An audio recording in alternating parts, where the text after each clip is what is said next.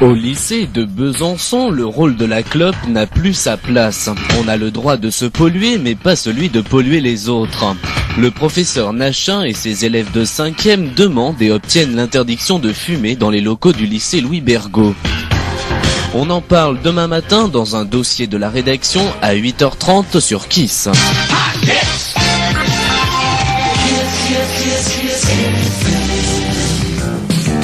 À Besançon, les élèves du lycée Louis Bergaud, tenus depuis maintenant 4 ans d'éteindre leurs cigarettes dès qu'ils franchissent les locaux du lycée, se plient au règlement de bonne grâce.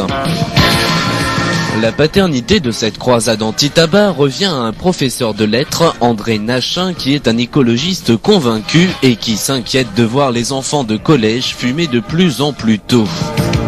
Avec sa classe de 5e, il va enseigner les méfaits du tabac, organiser des expositions, inviter des médecins conférenciers et il va même jusqu'à faire jouer pendant les récréations des sketchs illustrant le grand drame de la nicotine. Les élèves ont écouté la leçon, poussant leurs convictions jusqu'au bout. Les jeunes de 12-13 ans ont même proposé au conseil d'administration de voter l'interdiction de fumer dans les locaux fréquentés par les élèves. Ce vote fut adopté dans une salle enfumée bien sûr, puisque le chef de l'établissement consomme 2 à 3 paquets par jour. Nous ne porterons aucun jugement car il n'est pas le seul.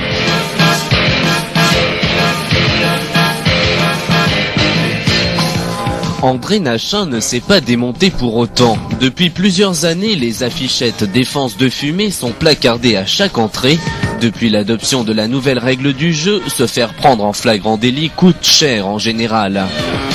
Une journée d'exclusion, certains professeurs reprochent d'avoir la main lourde et hésitent à sanctionner les élèves de 18 ans qui sont majeurs et qui sont tout à fait conscients de leurs actes.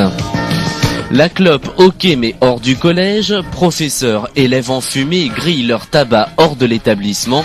Les conseillers d'éducation crient à qui veut bien l'entendre qu'ils préféraient faire la chasse aux élèves qui s'embrassent dans les couloirs.